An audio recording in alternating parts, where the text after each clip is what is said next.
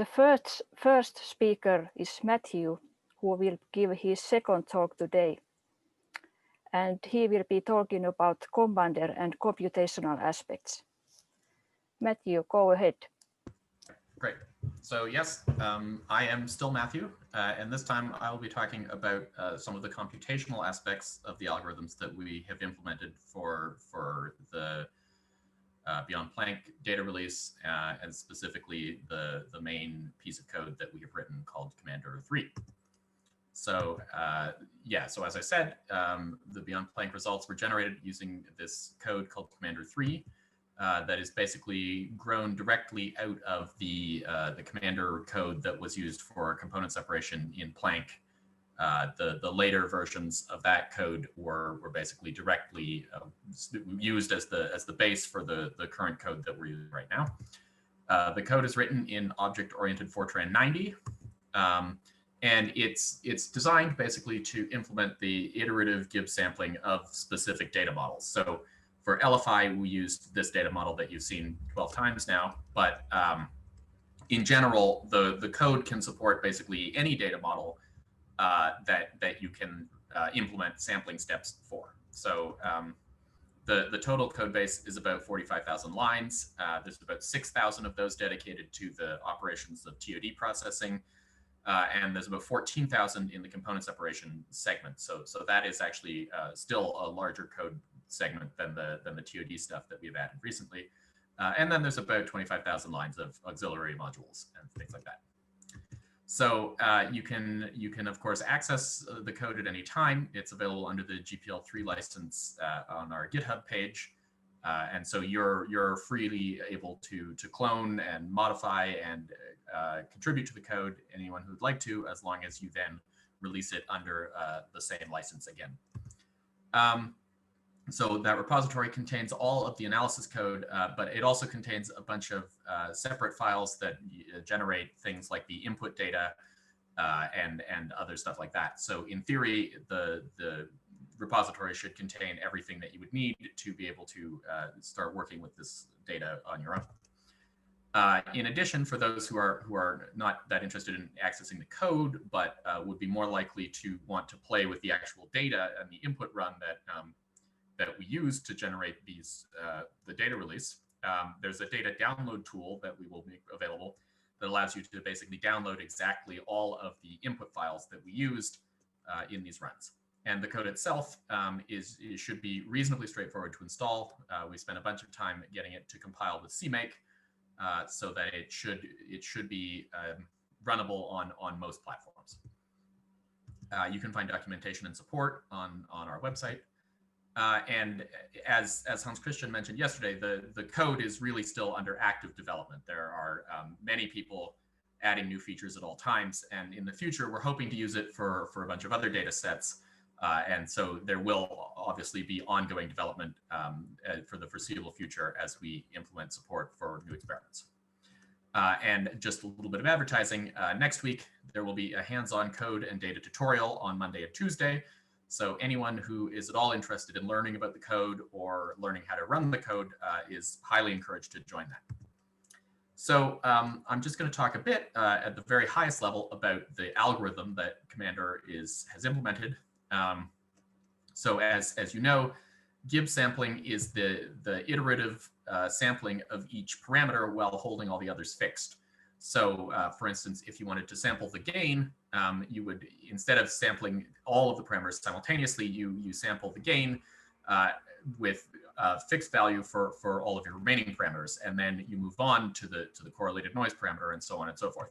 So this means that it's actually quite easy to express this algorithm as a series of object-oriented steps.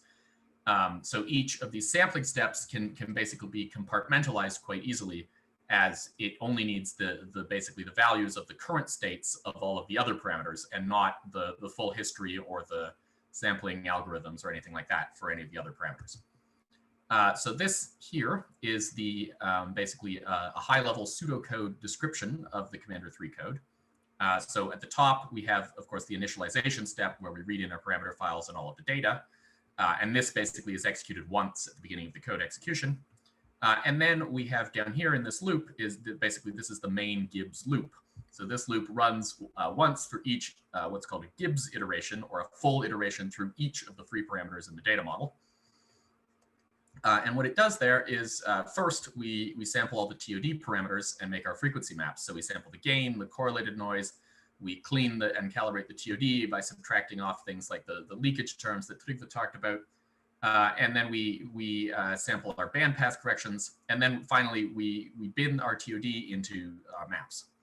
And once we have these maps, then what we use them for is to pass them basically to the parameter, to the astrophysical parameter separation code.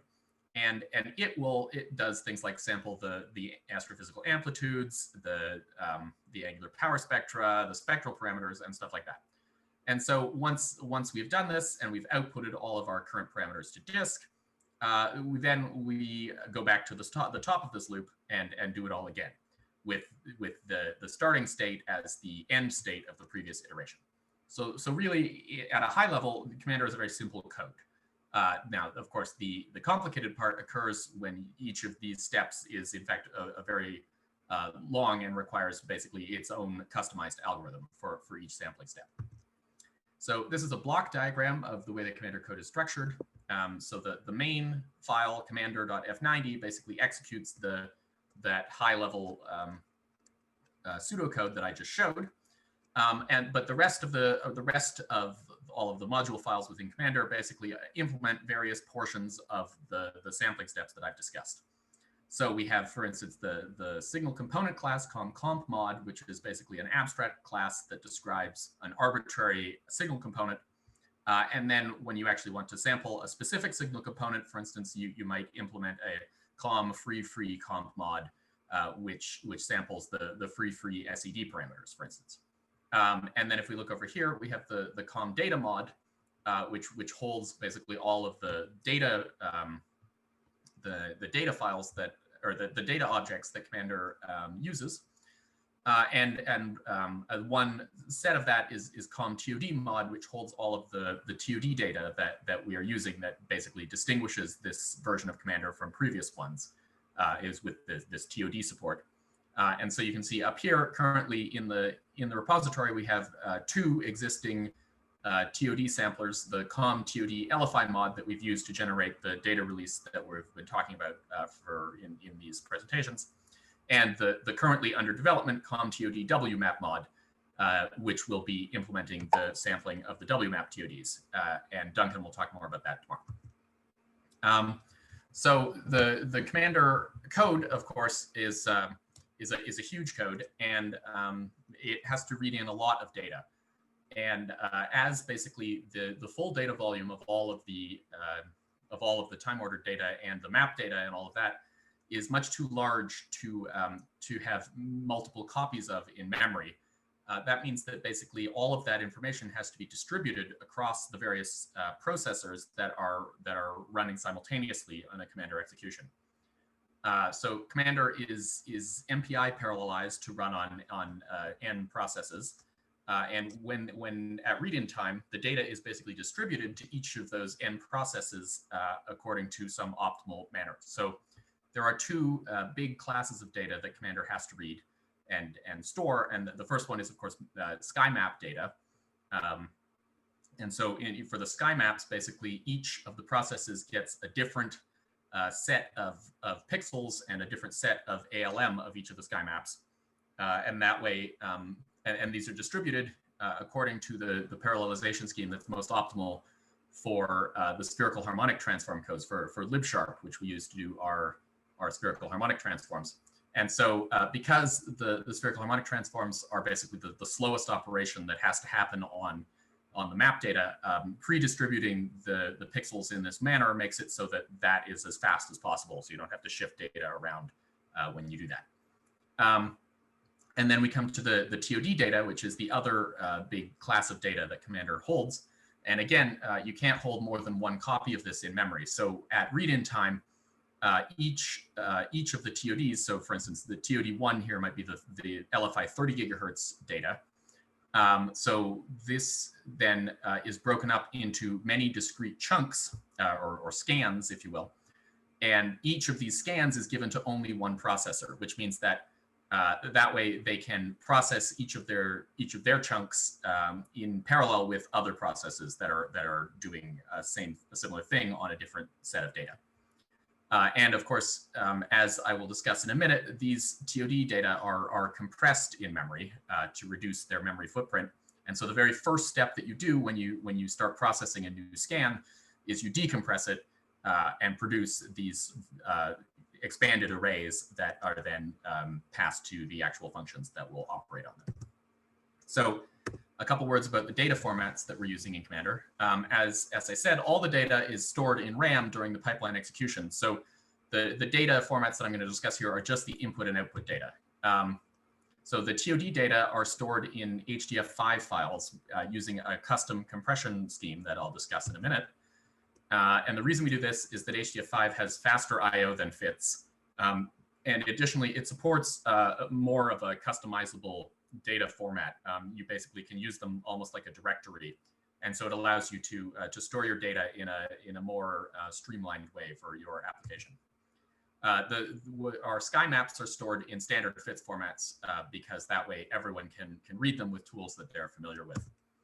And then finally, all of the output samples are stored in an enormous HDF5 file called the chains file, which basically stores the complete history of all of the parameter values in the code throughout the entire sampling run. So you have one entry per Gibbs sample, and it contains every parameter value that it has sampled. And so obviously this file is immense, and so we have written a specific tool to operate on this file and access the various outputs and stuff like that, called the C3PP, and that you can access at our GitHub page here. So let's talk a bit about the in-memory data compression that I've been hinting at. So you can see here, this is a summary table of all of the various types of information that we are reading into Commander and how much of a compression factor that we can attain on these. So in general, the first step of our compression routine is to take these numbers that are mostly stored as floating points in the data files and to compress them in some manner to integers. So for instance, the pointing information, we store basically as a pre-computed helpix pixel index for the selected end side of that map.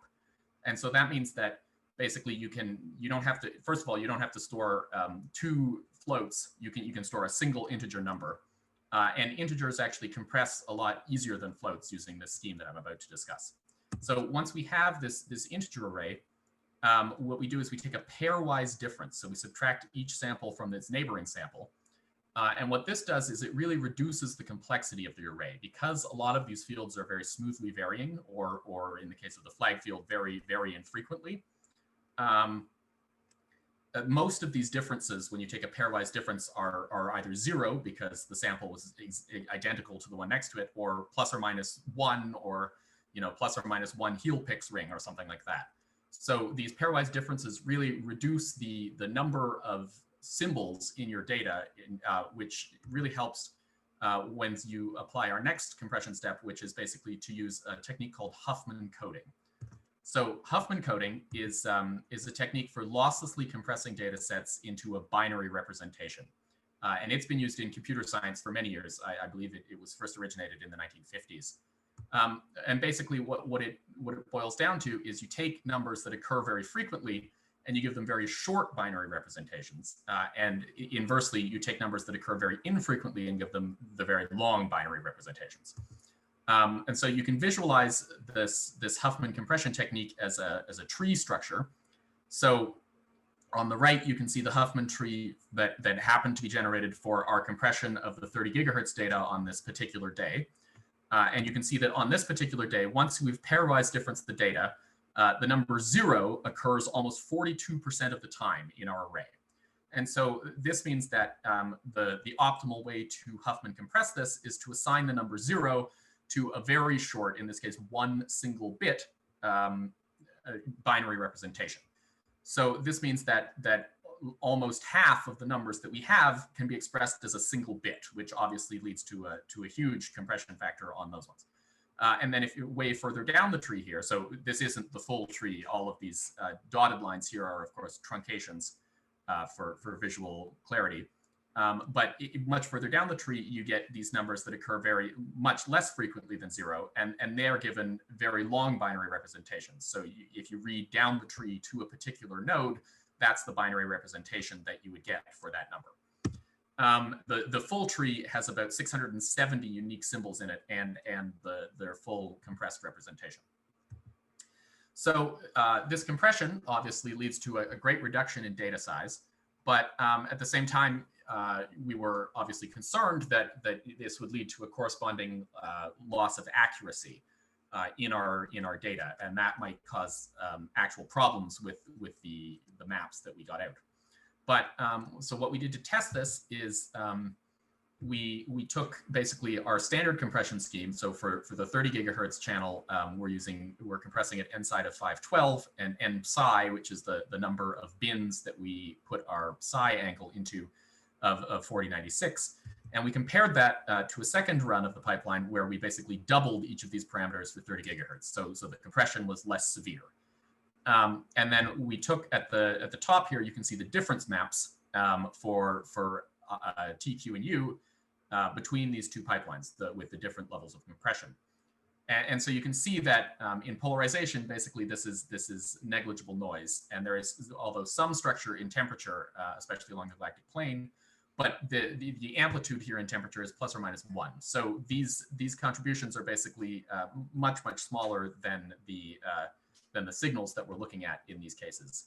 And if you were concerned about differences at these levels, like for instance, if you were looking for B modes at a much higher, at a very low level, you could of course increase your compression level so that you compress the data less harshly.